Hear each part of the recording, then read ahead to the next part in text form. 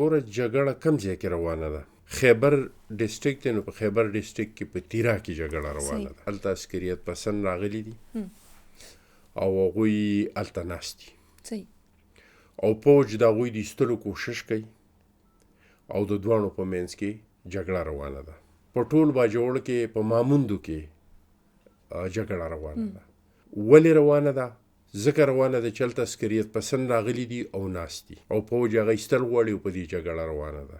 نو یا خو که په سوال یو که په زور یې د خپل علاقې نه دي وباسي چې دا پوجي پسې نه راځي چې دا جګړه نه کېږي. بیا که د ده دا خبره نه مني، زور یې پرې نه رسېږي، ځکه چې دا جنګ کېږي نو په دې کې خو دا بچ نشي پاتې کېدی. دا جګړه چې کوم ده دا د توپونو ده، دا د ماټر ګولو ده. اوس ګایډ مزایل هغه شی دی چې هغه بالکل په ټارګټ باندې لګي. خو دا توپ چې راخلاصېږي، دا ماټر ګوله چې راخلاصېږي، دا د 5 کیلومتر 10 کیلومتر نه جدا ځای نه د توپ ډس کېږي، د ماټر ګولې ډس کېږي.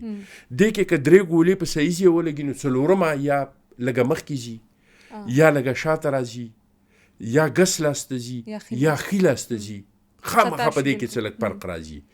اوس عسکریت پسند راغلي دي، هغه د خلکو په منځ کې ناست دي.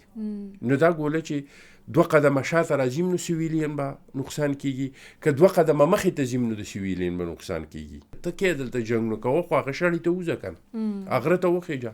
ته زما کور کلي له ولې راغلی او ناست یې؟ ته خو چې په دې ځای کې ناست یې د دې ځای نه په پوجي ډس کې هغه په تا باندې د هغه ځای نه د توپ ډس کوي، د ماټر ډس کوي، نو زه به پکې نه مرم.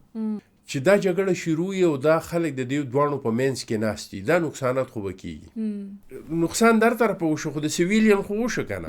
که ترهګر وشته هم دغه سړی مړ شو، ځکه چې دا د جګړې په منځ کې و. نو ځکه خو زه دا خبره کومه چې یا خو دا ده چې دا جګړه ودرول دي.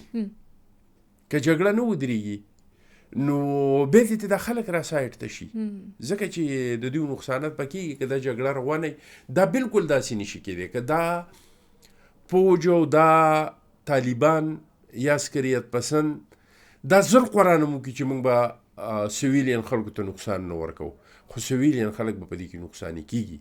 د دې به نور ذمواران ني، په دې کې موږ ته هېڅ شک نشته. خو د ټول نه غټ ذموار موږ پښتون په خپله د دې خپلې تباهي، د دې خپلې بربادۍ. نو زما ټولو پښتنو ته دا درخواست دی چې د خدای دپاره د خپل ګریوان ته لږ سر ښکته کوي چې دا څه کوو، دا په کومه روان یو او دا ولې روان یو.